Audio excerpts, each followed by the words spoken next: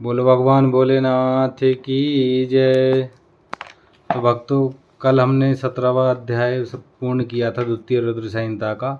आज हम 18वें अध्याय से प्रारंभ करेंगे, तो सभी भक्तगण मन लगाकर शिव महापुराण की कथा का आनंद लें।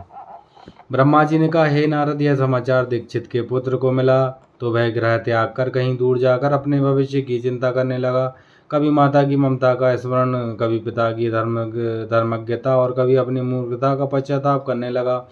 निदान भूख प्यास से पीड़ित संध्या का समय एक शिव मंदिर के पास जाकर बैठ गया, जहाँ शिवरात्रि के व्रत में शिव जी के पूजन हेतु सब परिवार समस्त सामग्रियों से युक्त होकर आया।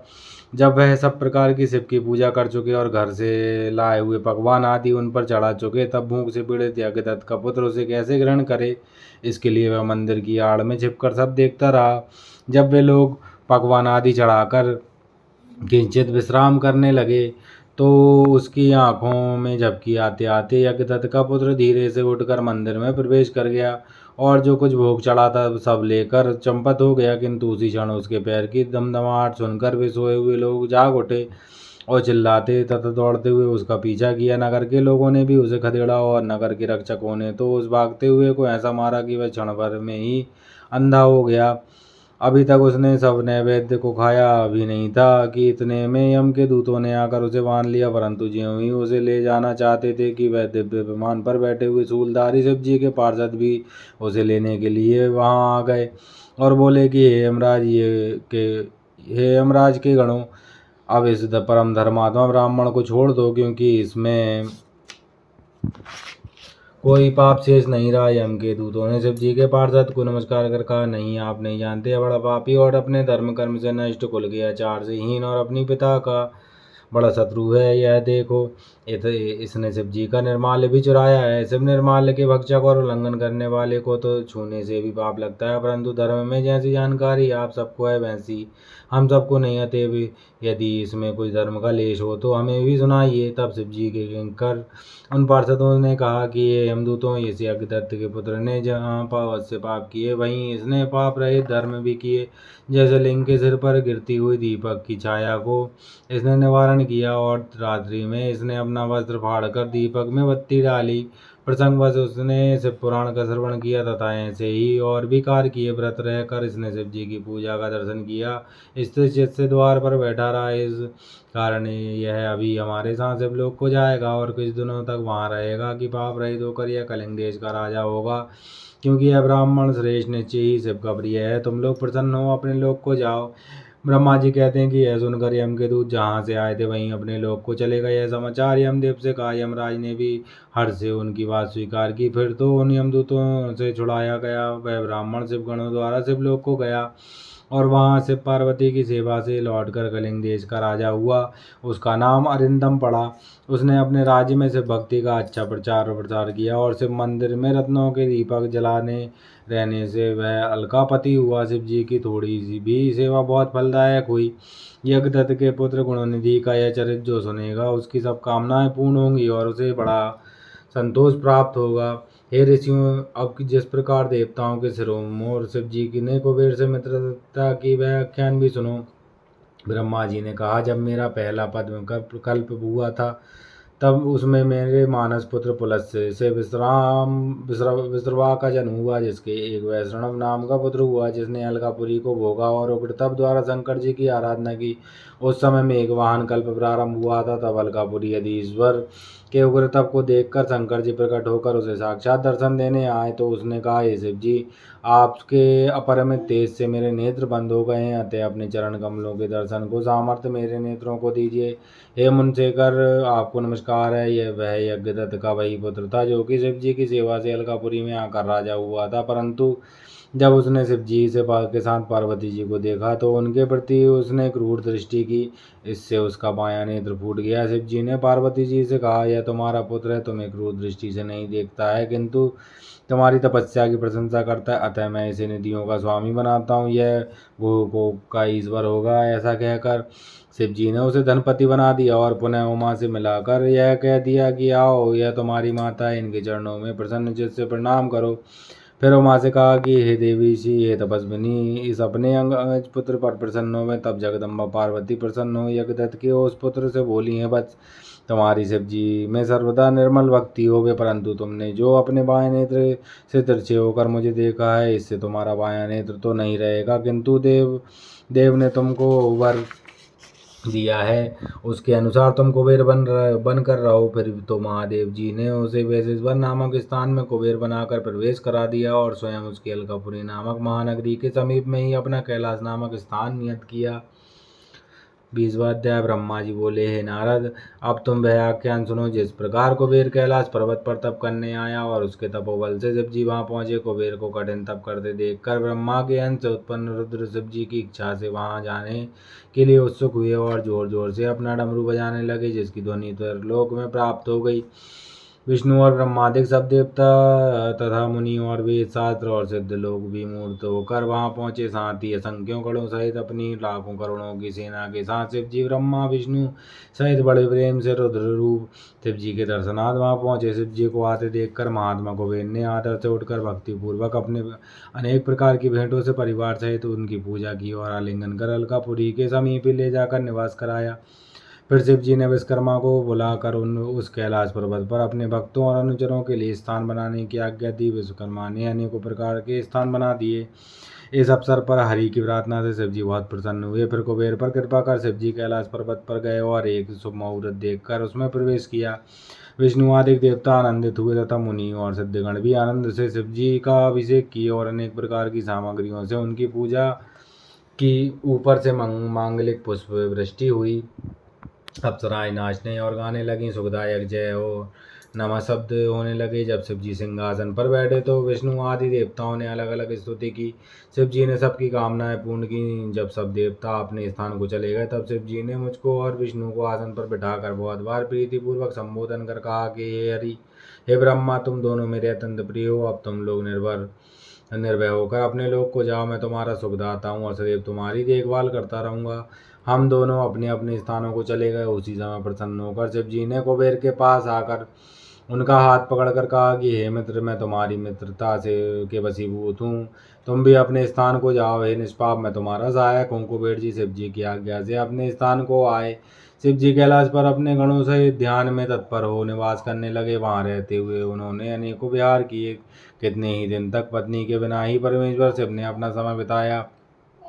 फिर दक्ष की पत्नी से उत्पन्न सती से विवाह किया। फिर तो महेश्वर दक्ष पुत्री सहित सती के साथ विहार करने लगे। लोकाचार में परायण होकर शिव जी और सुखी हुए। हे मुनियों, यह रुद्र अवतार और शिव जी का कैलाश पर आगमन तथा उनकी कुबेर के साथ मित्रता मैंने वर्णन की। अब उनकी सब लोक लीलाएं वर्णन करूंगा जो सर्वकाम फलदायक हैं। जो इस कथा को शांत चित्त से पढ़ेगा और सुनेगा, उसे संसार में सब भोगों की प्राप्ति होकर परलोक में मुक्ति प्राप्त होगी। तो भक्तों, द्वितीय रुद्र संहिता यहाँ पर समाप्त होती है और अब द्वितीय सती खंड प्रारंभ होता है,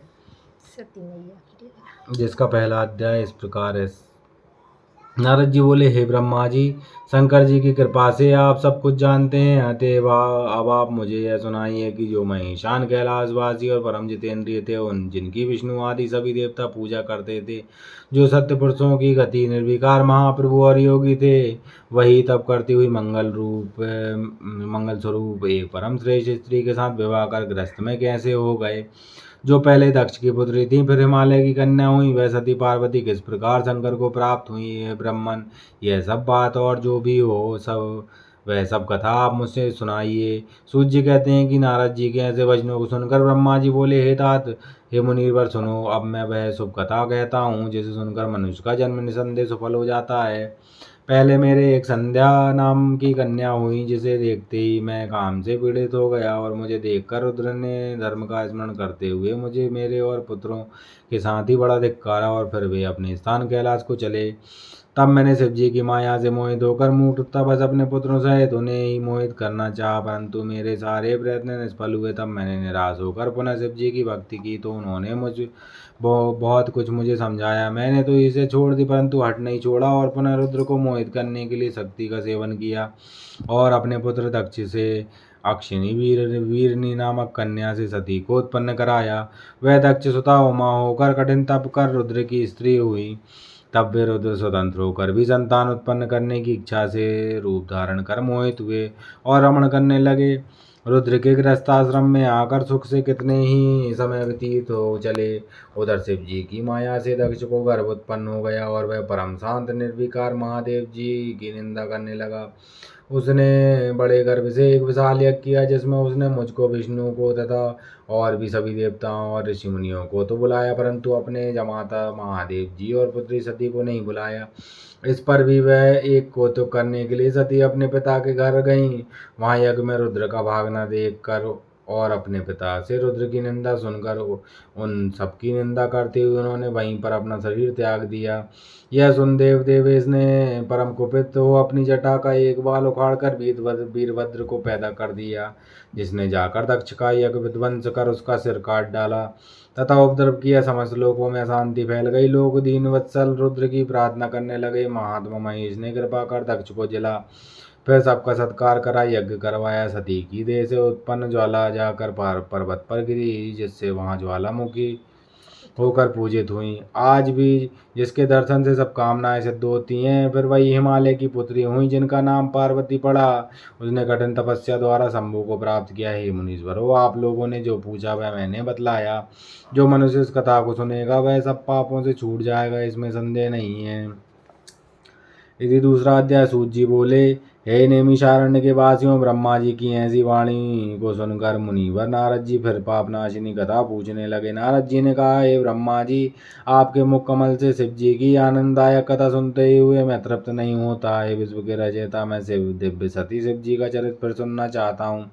सती की उत्पत्ति कैसे हुई? महादेव जी का मन स्त्री करने में कैसे हो गया? दक्ष कोप से सती ने कैसे शरीर त्यागा और हिमालय की पुत्री पार्वती कैसे हो गई? उनका उग्र तप, विवाद, कामना आदि कथाएं विस्तार पूर्वक मुझे सुनाइए। ब्रह्मा जी ने कहा, हे मुनि, अब पार्वती और शिव का अत्यंत पवित्र और गुहे परम पावन और दिव्य सुनो।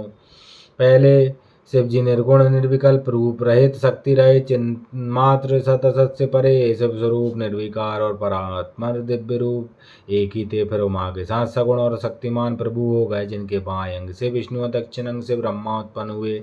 तभी से सृष्टिकर्ता ब्रह्मा, पालक करता विष्णु और लय करता रुद्र हुए, और तभी से सदाशिव के तीन रूप हो गए। अब मैं इन तीनों का आराधक हो गया हूँ। इनकी आराधना से मैं सुरासुर सहित मनुष्य आदि की सृष्टि करने लगा। मैंने ही एक सब प्रजापतियों को बनाया। मैं सभी प्रकार से उत्पन्न था। फिर मैंने मरीचि, अत्रि, पुलह, पुलह, संगीता, क्रतु, वशिष्ठ, नारद, दक्ष और भृगु को बनाया। और जब मैं इन्हें उत्पन्न कर चुका, तब मुझे कुछ माया का मोह आ गया और तत्क्षण मेरे मोह के बीच से संध्या नामक एक कन्या उत्पन्न हो गई, जिसको देखते ही मैं उठ पड़ा। और मेरे पुत्र दक्ष और मरीचि ने भी हृदय में सोच किया। तब मुझ ब्रह्मा के चिंतित होते ही तत्क्षण एक सुंदर और अद्भुत रूप वाला प्राणी, काले बालों से युक्त, श्याम वर्ण के समान स्थूल काय वाला और नीला सुंदर वस्त्र पहने, कांता की तरह दोनों कटाक्षों को घुमाता हुआ आविर्भूत हो गया। उसकी श्वास से सुगंधित निकल रही थी और वह परम श्रृंगारित था। तब मैं ऐसे पुत्र को प्रकट हुआ देख कर मैंने अन्य पुत्रों में बड़ी उत्सुकता आई और उनके विकारी भाव का संचार हो गया। उनका हृदय अधीर हो गया। उसी समय तत्क्षण प्रकट हुए उस पुत्र ने मुझको सिर झुकाकर प्रणाम करते हुए कहा कि ब्राह्मण, मुझे क्या आज्ञा है? मुझे उसमें लगाइए जिसके करने से मेरा उद्धार होवे, आदर होवे। ब्रह्मा जी ने कहा, तुम सनातनी सृष्टि उत्पन्न करो। मैं वासुदेव और तुम्हारी सभी तुम्हारे वश में हैं। आज से तुम्हारा नाम पुष्पवाण होगा। तुमसे लोगों में आश्चर्य, सदैव सुख का लक्ष्य और नित्य ही प्राणियों में मद उत्पन्न हुआ करेगा, और तुम इसी प्रकार सृष्टि के प्रवर्तक बनो। मेरे यह पुत्र भी तत्वरूप से तुम्हारे नाम का स्मरण करेंगे। यह कहकर कमलासन पर बैठे ब्रह्मा जी क्षण भर के लिए मौन हो गए।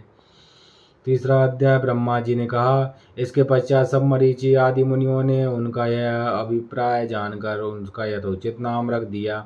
उन्होंने कहा कि तुमने उत्पन्न होते ही ब्रह्मा का चित्त मंथन कर दिया था, इससे तुम्हारा पहला नाम संसार में मनमत होगा। तुम्हारे जैसा संसार में कोई नहीं है। इससे तुम्हारा नाम काम होगा। दूसरा नाम काम होगा। तीसरा मोहन से तुम्हारा नाम मदन, और चौथा कंदर्प इसलिए होगा कि तुम में बहुत अंधकार है। तुम्हारे समान कोई देवता पराक्रमी और सर्वव्यापक नहीं होगा। तुम्हारे लिए प्रजापति दक्ष एक सुंदर कामिनी स्त्री देंगे, जिसे ब्रह्मा जी उत्पन्न कर चुके हैं और जिस रूपवती का नाम संध्या है। यह सुनकर उस काम ने अपने पांचों बाणों का नामकरण कर तुरंत उनका परीक्षण करना चाहा।